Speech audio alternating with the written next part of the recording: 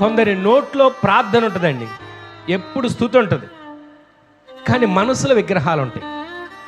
వినండి, నోట్లో ఎప్పుడు ప్రార్థన స్తుతి ఉంటుంది, స్తుతి స్తుతి అంటారు, స్తోత్రం అంటారు, కానీ మనసులో విగ్రహాలు ఉంటాయి. వినండి, ఊరికే ప్రార్థన చేస్తే సరిపోదు, మన జీవితాన్ని సరి చేసుకోవాలి. ఆమె చెప్పండి, మనం ఊరికనే స్తుతించాము, ఊరికనే ప్రార్థన చేసామంటే మనకు సరిపోదండి, మన జీవితాన్ని మార్చుకోవాలి. ఆమె చెప్పండి, మన బ్రతుకుని మార్చుకోవాలి. ఆమె చెప్పండి, మన బ్రతుకును చూసి ఎదుటి వాళ్ళు చెప్పాలండి, అరే వీళ్ళు ఒకప్పుడు ఒక మాట అంటే విరుచుకుపడేవాళ్ళే, ఈరోజు ఏంటి ఎన్ని మాటలను తలదించుకొని వెళ్తున్నారు, వీళ్ళ బ్రతుకు ఎలా మార్చుకున్నారు, వీళ్ళ బ్రతుకు ఎలా మార్చబడింది అని మనల్ని చూసి ఎదుటివారు సాక్ష్యం ఇచ్చేట్లుగా మన బ్రతుకు మారాలండి.